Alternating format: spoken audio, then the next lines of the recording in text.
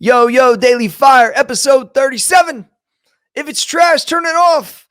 But if it has value, please share it out for me. Of course, it's brought to you by maxeffortmuscle.com. For all your supplement needs, go to Max Effort Muscle. And you are listening to the Business and Biceps Network. Episode 37, Daily Fire. Talk to the 20-year-old me. This is a question that I've been asked over time. Gee, what would you go back in time and say to yourself? Now, just for all y'all that are new here, I'll be 42 this year in September. So we're talking like 22 years. So what would I say to myself if I could go Bill and Ted's Adventure back in the phone booth, show back up one day at the 20-year-old version of me? Man. So let me set some context for you guys. At 20 years old, about 20 and a half, I'm in a major transition. Now, at that point, I had been personal training for about a year, roughly. And, there had been a change of command, like within the gym I was working at, and I was paying rent and I was training clients and just getting my feet wet. I had about 15 people. And they came to me and they said, all right, well, we're not doing this rent atmosphere no more. We're now taking 30% starting next month. And mind you, I'm like literally like 20 and a half. I'm not even 21 yet. I'm thinking to myself, motherfucker, I'm about to give you 30%. So no lie, I started my first personal training studio when I was, not even 21 yet. Not because I really set out to do that, but because I was forced into a situation that I wasn't willing to give in on.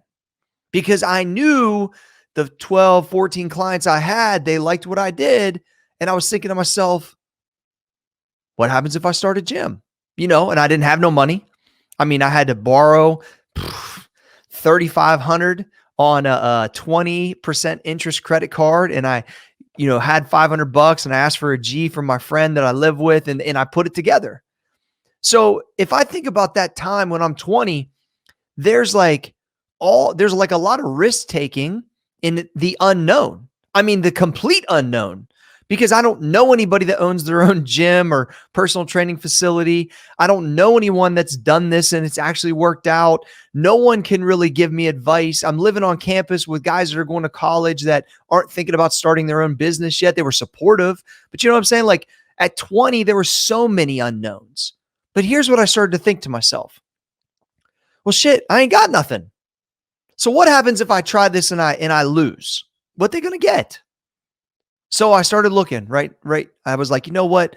I'm not about to let these dudes at this gym just press me down and just tell me what the fuck I got to do.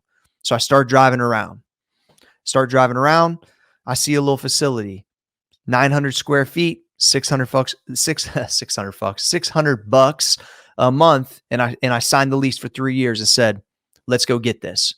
So in that moment, as I signed that lease, one, I've never had a payment, even a car payment before, right? At that point ever in my life. I don't know that my parents, except for their house, maybe when I was super little, had a payment that was $600 a month. Like, I don't think y'all realize I was in no man's land by myself. So if I could come back right now and run up on that dude that was getting ready to start his personal training studio with just, hope, dream, there was good support. People were bringing me dumbbells and all these things. But when I say that it was a gym, it's a stretch. It was a ladder closet inside of a mini mall that they weren't even renting when I signed the lease. So if I could have came back in there and said, it's all going to be fucking worth it. Dude, all this uncertainty, all this work, all this you trying to figure this out for the next 22 motherfucking years, it's all going to be worth it. You're going to reach levels you didn't even think was possible at this moment. If I could have showed back up to myself, I wouldn't change anything. See, that's what's interesting about the way I operate. Like, I don't have a lot of regret because I'm always hanging it out to dry. I'm always giving what I got to see what's possible. And if it don't work, it don't fucking work. You just keep it moving. So if I could have came back and said, dude, just reconfirmed. The funny thing is, I couldn't even conceptualize what happened to me then and what's happened to me now. But I wish I could go back and say, your belief in the unknown is so big. Like, you don't even know what's possible. You're going to work with your idol. You're going to work with one of the, best golfers that's ever walked the planet. You're going to be able to build a business that's sold in 60,000 doors. You're going to be able to work with people all over the world, are going to hear this message that you're starting right here because you believed in yourself. Like, I would have been like, huh? Like, I talked to my mom the other day and I said, Ma, think about this.